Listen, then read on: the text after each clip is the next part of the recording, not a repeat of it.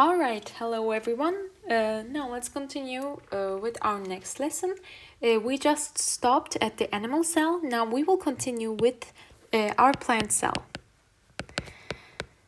So plant cell and animal cells have some differences and also some similarities, which we will discuss right now. So first of all, let me show you the general structure of a plant cell with its cell walls, which has a rigid structure, unlike the animal cell, which had a very rigid and round structure. So our first organelle that we will talk about will be again the nuclear envelope. Now we have the nuclear envelope over here.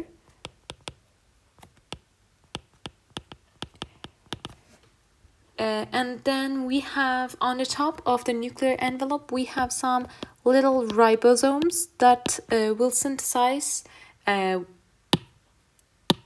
proteins. Let me write here, ribosomes. Very well. And then inside our nuclear envelope, we of course will have our nucleus. Now, in order to show you how it's the inside of it, let me just make a quick like a little part of it. And here we have the nucleus inside. Very well. And as we know, it contains the genes, contains genetic information. All right. And then we can see the Golgi complex. Golgi complex is formed in both plant cells as well as animal cells. Here we have our Golgi complex.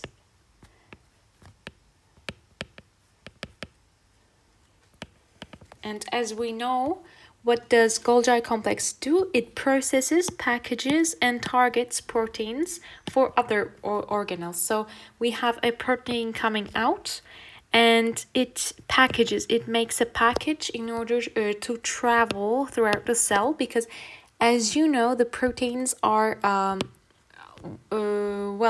they are mostly, and the amino acids are mostly water soluble, but some of them are high fat soluble, so it changes. However, as we know, that throughout the cell is a constant water soluble aqueous solution, let's say.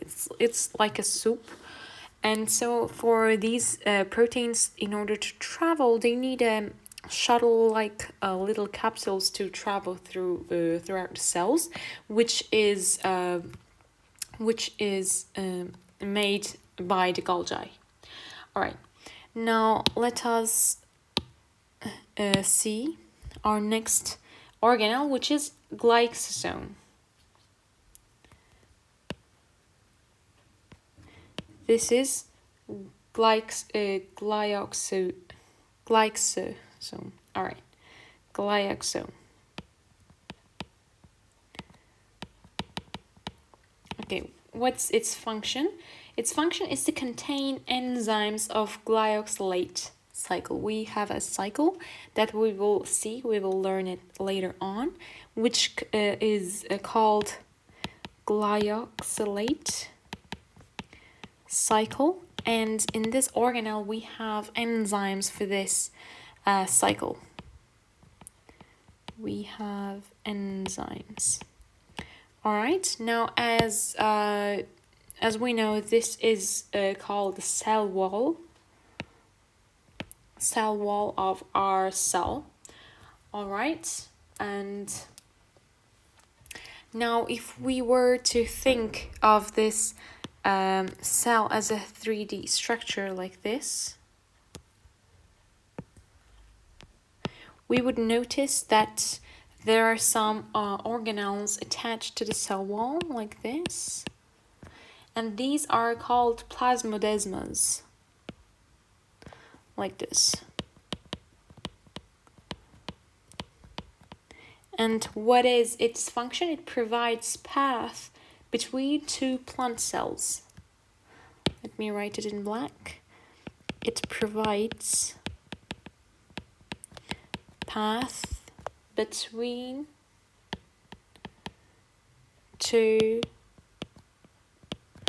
plant cells, because some material can be transmitted from a plant cell to another plant cell, which can be provided by this organelle, which is plasmodesma.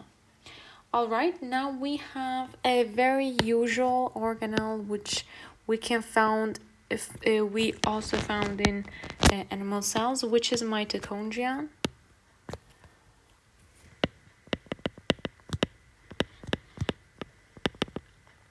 Alright, great. It oxidizes fuel to produce ATP.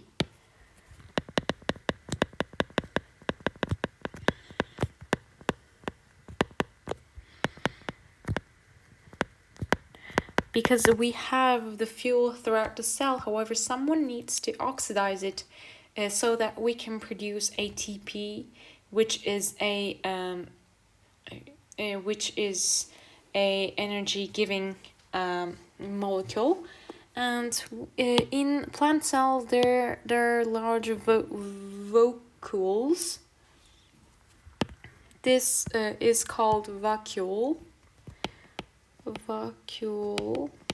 Okay, what is its function?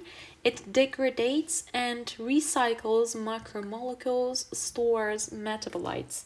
For example, you may think it like you have a large pool, and it is used to degrade and recycle macromolecules.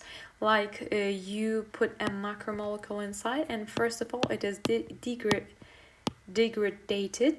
and then it is recycled. All its pieces are taken out and used for other functions. So let me write its function real quick. Degrades and recycles macromolecules and stores metabolites. You can also store in your pool. Let me delete. All right, now let's see the other next organelle. We have chloroplasts, of course, and our chloroplasts, we will have a slightly interesting structure, which I will show it in a minute.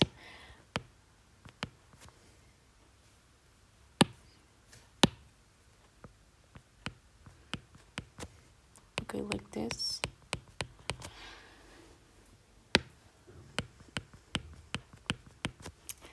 And like this. Let's imagine these two are the same image. I couldn't draw them identical, but let's imagine so. So first of all, the orange ones, inside of chloroplasts, we have something called thylakoids. Let me spell it, thylakoids.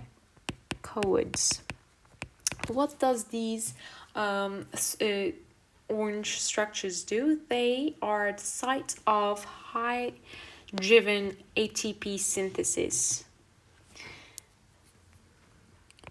They synthesize ATP. All right, and then we have also the other one, the black one, which is starch granule. What does this do? It temporarily stores carbohydrate products of photosynthesis. So the chloroplasts, as we know, stores carbohydrates, and its product is stored in here.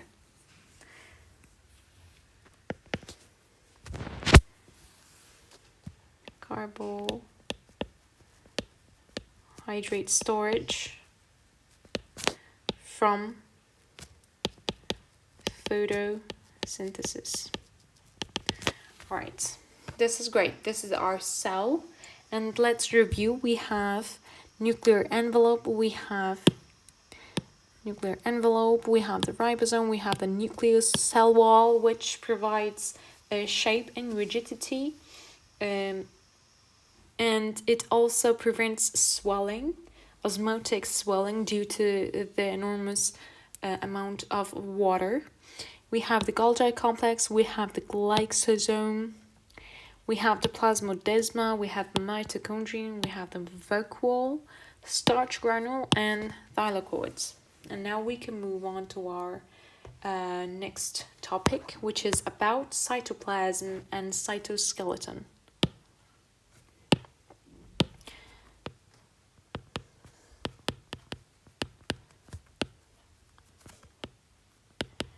So, as we all know, cytoplasm is the water base soup, so we can say, and we have everything inside, all the organelles, etc. And cytoskeleton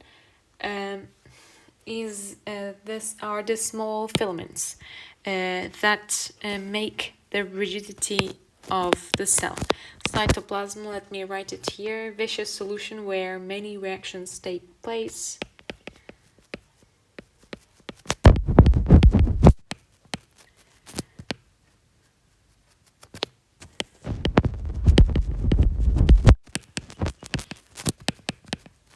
Alright, now what is cytoskeleton?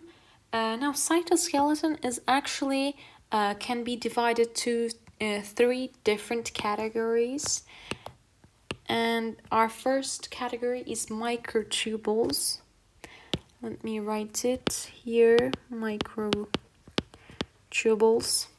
actin filaments, and intermediate filaments. They all have different functions during the cycle of the cell, such as the division of the cell, maintaining of the cell, the shape of the cell, etc. They also provide intracellular transport pathways, so they're really, really important. Thank you for listening our lessons about different type of cells. See you in the next lesson.